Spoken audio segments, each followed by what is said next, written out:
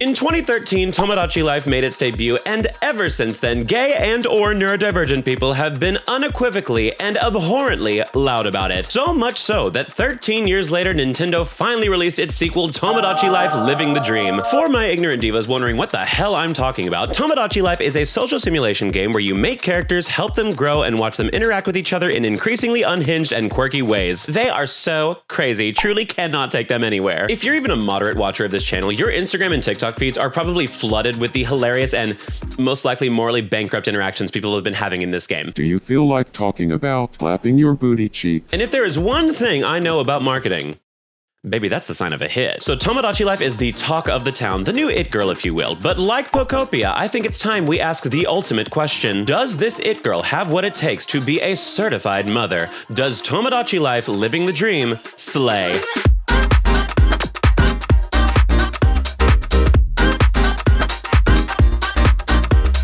For anyone new here, hi, I'm Blake. A lot of y'all think my name is Jake. It's not. Jake is actually my straight evil counterpart in this game. More on that later. Like last time, I'll be using highlights of my streams of Tomodachi Life to paint a picture of what you can expect when playing this game. But unlike last time, at the time of recording this, it is officially my birthday! Birthday queen. Yes, mankind, you have been subjected to me for yet another year. You are welcome, or sorry, depending on who's hearing this. And all I ask is that you watch this video to completion and maybe watch it 1 or 2 more times as a little birthday treat for me. Or go follow and watch my stream channels. Either would be a wonderful present, thank you. Now, for the sake of consistency, I decided it would be very couth of me to reuse the Pokopia Slay Review's 5 categories. Category 1, Best Judies. What kind of characters can we expect from this game? And would I like to queen out with them? Or would I buy them an Uber to send them home and then cancel that order halfway through so they have to walk the rest of the way? Category 2, Let's Have a Kiki. Gleecast version featuring Turkey Lurkey time. What's the social scene like? What can I expect in a typical interaction? Can I recreate a scenario where Sarah Jessica Parker and Leah Michelle sing about turkeys and voguing? Spoiler alert, you absolutely can. Category 3, Bring It to the Runway. Does this game step its Tomodachi up in terms of design, fashion, and aesthetics? Category 4, Whimsymaxxed. Plain and simple, diva. Is the game fun? In 2026, the average human being feels like this 30% of the time. If there is anything that can nummy Grande, the painy Grande, then signy Grande me up. Ariana Grande. Category 5, Slay Factor. Like last time, this is for any leftover features that couldn't be compartmentalized into the other 4 categories but are still worthy of note. So with all of that out of the way, divas, let's ride. Hello, my divas. I'd just like to take a quick second to thank the sponsor of this video that I cannot stop playing. It combines simulation management, a hand-drawn art style, and creature collecting. The second I started playing this, I knew I had to alert my divas. And the name of that game is Lumi Master, an adventure through a pastel fairy tale world. And I know my viewers are obsessed with pastels, okay? Don't lie to me. I can see your Tumblr accounts through this screen. At the start, you choose a Lumi from water, fire, or grass. Just a light tap from your glammed out little finger, and suddenly you are strutting through rainforests, deserts, and volcanoes, where you will randomly encounter hundreds of weird and wonderful Lumis, each with their own unique design. And speaking of Lumis, oh my god, you are not ready for the level of cuteness. Look at these designs. This should be illegal. It is so cute. You can then take these cute creatures to challenge Lumi experts all over the world. You want to talk about diva boots? I have been wearing my diva boots out from all the places I've gone to try to become the Lumi Master. And catching Lumis, ridiculously easy. And honestly, I prefer it this way because when it comes to creature collecting games, I am a full-on filthy casual. Endless grinding is simply not for me. Sorry, I practice self-care. High encounter rates, super simple capture mechanics. Every time you get a color variant, it comes out with max stats. Oh my god, I'm in love. This game is so thoughtful. It might as well have asked me out on a candlelit dinner. And I would say yes. But Blake, what if I want to share my Lumis? Does Lumi Master let me trade with other trainers in an open marketplace? Yes, class suck up. Why are you answering the question within the question? You already knew they have that. So check out Lumi Masters today with the link in my description. Global registration is now open and early access is now available in the UK, Singapore, Malaysia, and the Philippines. Thank you so much to Lumi Masters for sponsoring this video. Now let's get back to it. Category 1, Best Judies. So how does Tomodachi Life Living the Dream hold up when it comes to having fun and exciting characters? Well, that's literally its entire shtick, so I would hope good. Branding Queen. See, the characters in this game are what you make of it. There is not a single person on that screen that is not a me that you create. So the customization options are limitless. But are they slay? Well, that is up to you, my beloved diva watching this, because you can create basically anyone. Your best Judy can literally be the best Judy, aka Judy Garland. Gay people love her. I mean, hell, people have put me in their island. Thanks for that, by the way. It does my ego real good to see that. Like, genuinely, I do not know why Nintendo ever tried to phase out me's, because everyone is obsessed with these little freaks. And the juxtaposition of this massive variety of characters brings about limitless capabilities for comedy. And that is because you control everything about these Miis. Which leads to the introduction of the overarching example that I will be using throughout this video to showcase the game's features, which is of course my island entitled Take Him to Dinner Island. So all my gameplay so far has been streamed on my YouTube live channel and Twitch, and I've been posting an edited series of it on my YouTube live channel, so check it out while we're still in the early episodes. And I decided to make my own reality show akin to Love Island, but the island is entirely comprised of men that I would allow to call me the F slur if it meant that I could take them to dinner, along with some healthy competition, hence the name, Take Him to Dinner Island. And let me tell you, just seeing some of these characters share a bench is enough to ruin me. As a small sample size of the types of Miis you can create in this game, allow me to show you my island's current cast of characters. Our main bachelor being me, of course. I really said, y'all mind if a white boy gets a little Spanish? Look at that shimmer in his eyes. He is about to be so disappointed. My main targets, contestants, that's probably a better word for it, which are Steve Kornacki, the hottest news correspondent to ever live, Abel the Table from Date Everything, And his name is John C. and my number one choice. You all know who it is.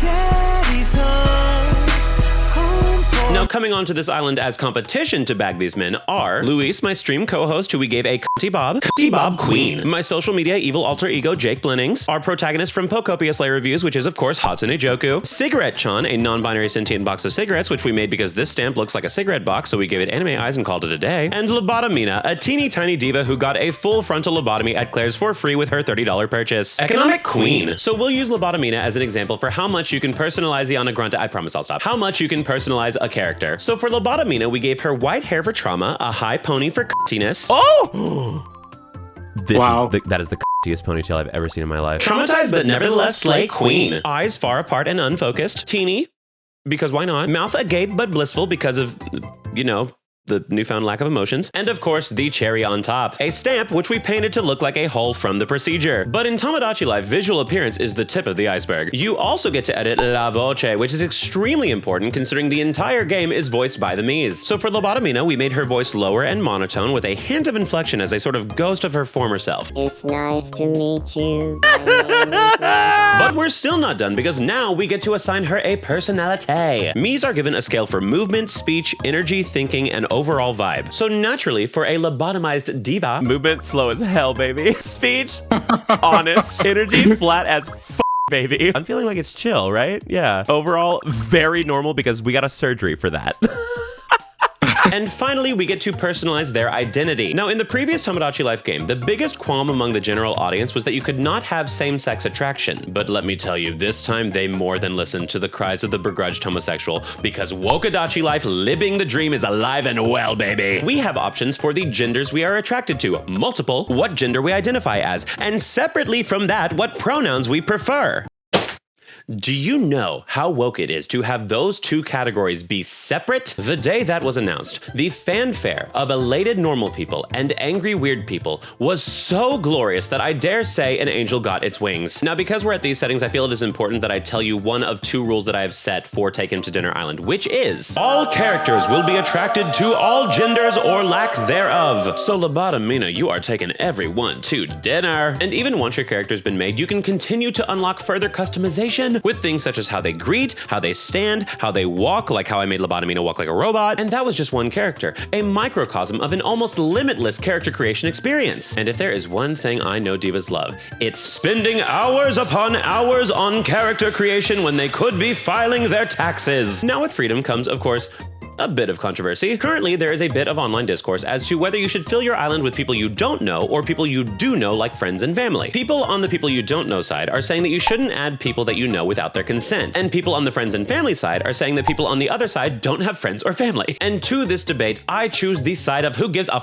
Personally, I do think it is more funny for me to try to seduce a sentient box of cigarettes than my old friend from middle school, Josh. But even if I wanted to add Josh, Josh is never gonna know. It's a single player game and nothing visually explicit happens. It's truly not that deep. So for category 1 Best Judies, I am giving Tomodachi Life 5 silhouettes of RuPaul barely lifting her arm in the later seasons. I should remind you that Slay Reviews does not have a mathematically quantifiable scoring system. Category 2, Let's Have a Kiki, Gleecast version featuring Turkey Lurkey Time. Diva, I'm gonna cut to the chase. Interactions are the bread and butter of this game. Friendships, dating, awkward moments, potential cult behavior focused on a singular obscure item. All praise the chick. Praise. You truly never know what you're gonna get on this damn island. And the best part is you can tell how each of these characters feel about one another at any given moment, even though it does get a little complicated sometimes. For reference, here is what a typical relationship chart looks like on any given Tomodachi Life island. You don't have to be afraid to put your dream in action. So as you can tell, there is a lot of opportunity for interaction. But do those interactions slay? Well, I am here to tell you that absolutely the interactions are boundlessly and explicitly slay-worthy. Emphasis on explicit. Now, first, we do have to start with the bad news. Unfortunately, there is no online play in this game. Yes, Tomodachi Life is exclusively a single-player experience aside from local play where you can exchange Miis and items. But my disappointment was quick to change after I found out why there is no online play.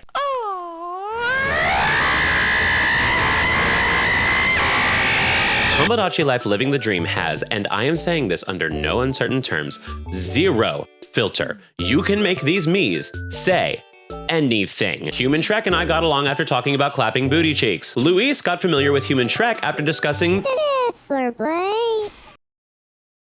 ouch. I gave Shrek a personalized dessert entitled Blake's Ass for fairly easy to imply reasons. Demonetization avoidance queen. If you can think it, they can say it. And in 2026, that is one of the most refreshing game features I could ever ask for. IGN literally gave this game a 7 because of its lack of online features. But if the trade-off is this, then that is why this game is getting an 11 in my book. And ironically, if anything, it's made the game more social. You see, any screenshots taken of Tomodachi Life in the Switch 2 are not allowed to be shared for the exact same reason. So because of that, I have seen tweet after tweet of people taking photos on their phone of their TV screen. The early 2000s are back, baby. But not the low-res jeans part because I'd look terrible. So now we know about the real-life interactions that have come about from this game. But what about the in-game interactions? Well, I will say a lot of this game is observation-based. I remember reading somewhere that somebody said this is less of a Sims clone and more of a glorified sea monkey tank. As the player, you do have some control, but at the end of the day, it is up to the Miis to see how the interaction goes, and that is where the fun happens, baby. And this leads us to the second and final rule that I placed on Take Him to Dinner Island, which is all interactions will not be interfered with by production, aka me, unless absolutely necessary. Allow me to show you just how little you play God compared to what you think you will with my prime example. Luis. I do love the wit and charm lights up the room because it makes me sound like a victim in a documentary. See, I added my stream co-host Luis since he'll be here for most of the streams, and he's a fan favorite from my Metopia streams, where we once again gave him a Bob Queen Part 2. But unfortunately, how do I put this? You know how Hugh Morris in the Tomodachi Life trailer got every piece of ass on that island? Well, that was Luis on my island, almost immediately. No! This can't, no! No! Why is this man rizzing the entire island? I get the feeling that Bobby on a bottom has a crush on me. Happy birthday! And the worst part is, Luis ruined my plans for Take Him to Dinner Island almost immediately in the worst way possible, because after poor Lobotomina asked out Luis, Not me! The one who truly loves Louis. Is he? no. Right there. No. Well, the one who truly, deeply loves. I'd love to go out with you. I can't do this. On the very first stream of the full game of Tomodachi Life, where I wanted to bang every man I could on that island, I was immediately ball and chained, and Lobotomina is now in a depressive state. I'm so lonely. We broke her. So as of recording this, Luis and I are happily a couple, which I am trying my damnedest to sway into breaking up. But luckily, I can dampen the blow a little bit with the personalized interactions that they allow you to have, such as giving each other nicknames. My prison. You look great too. How dare you? And once again, I cannot emphasize enough that all of this happened over the course of a few hours, during which multiple other social arcs were happening. So for category 2, let's have a Kiki Gleecast version featuring Turkey Lurkey time. I am giving Tomodachi Life 3 Tyra fake passing outs on America's Next Top Model. Category 3, Bring It to the Runway. Now divas, girl bosses, maxinistas, she-EOs, slay maxers, gaggy on.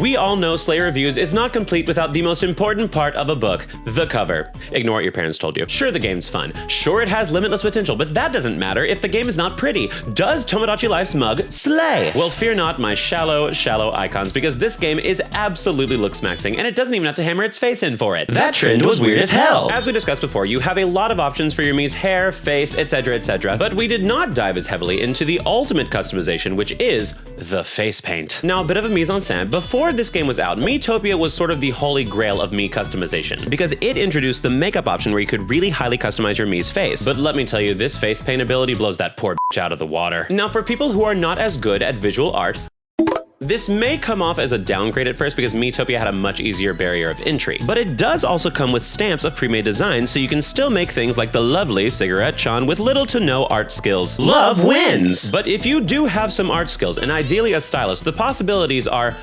borderline copyright infringement levels of deep. Oh, sorry, I think it's been like over a minute since I talked in Slay, so here we go. The possibilitinas have leveled their pussy up, boots house down, mother, for your life, for your nerve, for the gods hunty. The game has only been out for a week, and I have already seen Mii's with a level of detail that can only be described as the gamer equivalent of the Sistine Chapel. Anime characters, video game icons, popular memes, real-life people. I would not be shocked if this game became one of the few that have inadvertently gotten a streamer a celebrity likeness lawsuit, and I would simply be gagged because that is iconic. But like they always say on Drag Race, what good is a mug without the garment to match? They've literally never said that. Once you add your third Mii to the island, the closed store is unlocked and you get to shop to your heart's content.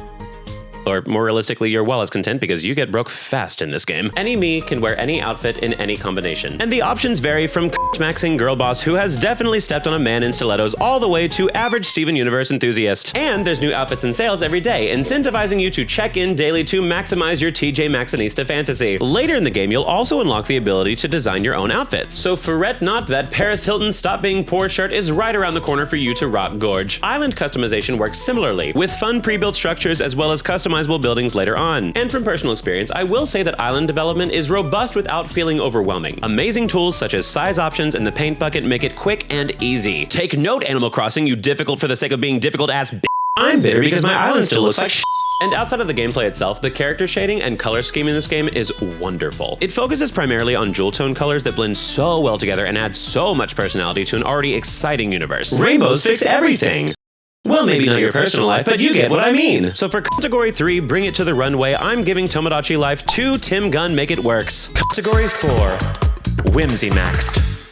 And now we come to what, in my opinion, is the most important category in this video, because all of the things I previously discussed would mean nothing if it cannot answer this simple question: is the game fun? Now, from my experience so far, absolutely yes, but is it slay? Well, and I cannot emphasize this enough, yes! When it comes to the concept of whimsy, Tomodachi Life is the literal gaming messiah. It was present during the writings of the ancient texts of how to successfully execute whimsical behaviors. The cutscenes, the mini-games, the items, the text-to-speech voices. I've always wanted to give pro cranking that hard shot. Maybe one day we can do it together.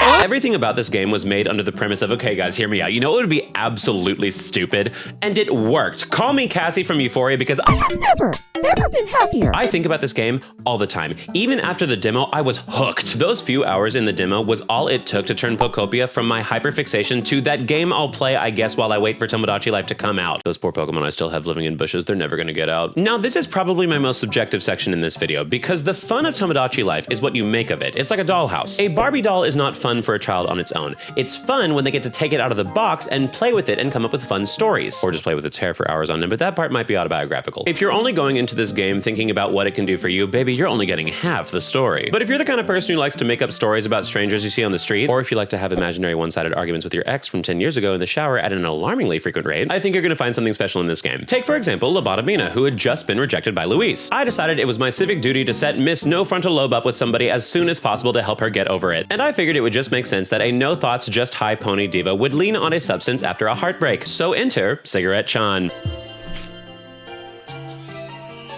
What's going on here? Am I falling for Nicotina? Yes! So now they are on the verge of a blissful romantic life and will undoubtedly have the most depressing baby the world has ever seen. And that's just a story that the game hands you. If you look between the lines, there's even more to unpack. Like how Human Shrek during the demo had a dream where he was using a weak-looking elastic rope. So he got an elastic rope, which he then started staring at for hours on end, inviting people over to stare at it with him, and even preaching the gospel of said weak-looking elastic rope. He's their prophet. He's the prophet of the rope. Of the weak elastic rope. Some might say these were just quirky behaviors. Others with the eyes to see know that my island now has a death cult. Simply wonderful. Oh, I think he's gonna do it. And then Human I'm playing Shrek, on let me nightmare guess. Mode, okay. Shrek, wake up! Shrek, wake up!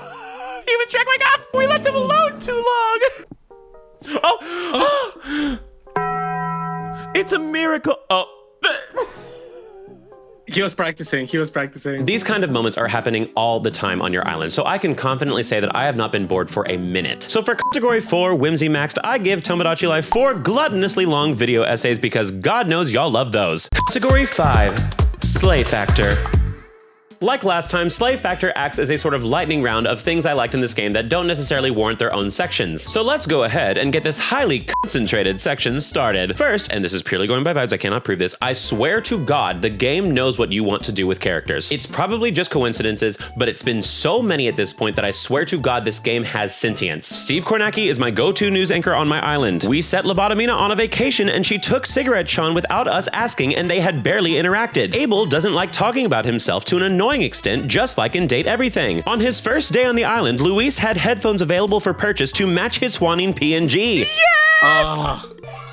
Oh, he loves it. Again, purely vibes, but if this game's got a little magic in it, then honestly, bonus points. Mies dress as little angels when you pick upgrades, and I just think that's neat. Biblical slay. You can give your Mies little pets, which you can customize, meaning that a certain homophobic dog is going to make its way to my island one day. From my experiences so far, there is no such thing as a mistake. Buildings are easy to move. You can re-edit characters. Underwhelming social interaction results can be repaired. So my happy accident crew, do not worry because you can Bob Ross the shit out of this game. Seasonal items show up for purchase, like these cherry blossoms, which remind me of the Animal Crossing event. Hopefully without that f***ass bunny this time. The news station can give you recaps of what's happening on your island. And that's what you missed on Glee. House exteriors and interiors are extremely well detailed, and I personally love the architecture of the combined houses where your Mies live together. I would absolutely live there, but also I am a millennial, so I guess any house would be a victory at this point. From what I've seen, this game has a lot more black hairstyle options than most Nintendo games have ever had. That's a twist out. Why is there a washroom go on my screen? The ones I've seen, in my opinion, absolutely slay, but feel free to take my thin Anglo-Saxon hair having opinion with a grain of salt. I truly take no offense. Decide for yourself, it's okay. And the most important feature, in my opinion, is that this game is perfect for streamers. It's literally a make-your-own reality show game with lovable and sometimes deeply hateable characters that you and your audience will grow to adore. I literally have already received fan art of Lobotomina, and people are now requesting that I make a plush of her for merch. Icons are being made in real time. Also, no plush yet, but I did make my characters into buttons and stickers in my merch store if anyone is interested. And it's perfect for streamer schedules. The game, in my opinion, is at its peak when you take time between gameplay sessions to let it breathe and come back and see what's happened while you were gone. The game doesn't even let you time skip. It is literally telling you that it is a marathon and not a sprint. And on that note, this game is bringing out the titans of creativity in streaming, and they are bringing their A game to these islands. GH Coffee, Will Jinkies, Michael Lors, Koi J, Fawn, Ian Watson, Jorge, me. Right? Like also me, right? Me. Right? So as you can tell, the purse of features in Tomodachi Life is both large and heavy. So for category 5, Slay Factor, I am giving Tomodachi Life Living the Dream 6 cunty purses. So there we have it, 5 categories leading us to our final question. Does Tomodachi Life Living the Dream slay? Well, women, gays, and occasional straight man in STEM, I know it's been known to happen from time to time. Get your pins out because it is time once again for some galgebra. So combining the scores of our various categories, we have 5 RuPaul poses, 3 Tyra passouts, 2 Make It Works, 4 video essays, and 6 cunty purses, totaling to a combined score of 20. 20 was also the amount of months that Manol was in Cat's Eye before the announcement of her hiatus in February of this year. RIP to this diva, I already miss her so very, very much, but also she's an it girl, like she'll be fine. So Tomodachi Life Living the Dream equals 20 equals Manol equals slay. Therefore, we can determine based on the transitive property of mother mathematics, emphasis on trans, that Tomodachi Life Living the Dream gets a certified slay.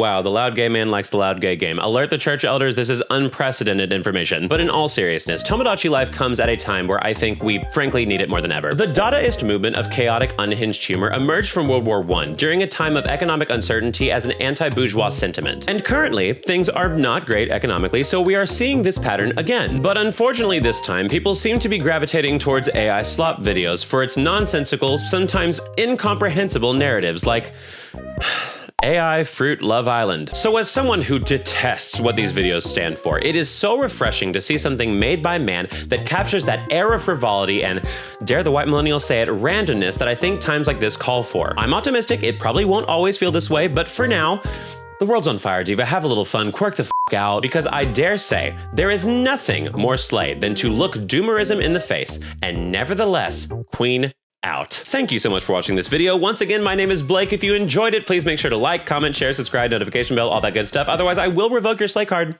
This is my second Slay reviews. I have the authority now. Also, once again, it is my birthday, so as a quick present, you could watch the video again, or you could follow my stream channels. Really, either or. I will love either one. You can also check out my Take Him to Dinner Island series on my YouTube live channel. We're just about to release episode 2, so what better time to jump on the bandwagon? I also have a podcast called Keep Me Young, where me and my co-host Heather try to keep each other culturally relevant in a time where it's very hard to do that in your 30s. So if you want to check that out, please do so. And just like every video, we cannot leave until we find out what have we learned in this installment of Slay Reviews. I think the moral is if you see this bobbed out entity on your island, run, because you're about to be robbed of any potential love interest you could have ever had a chance at having.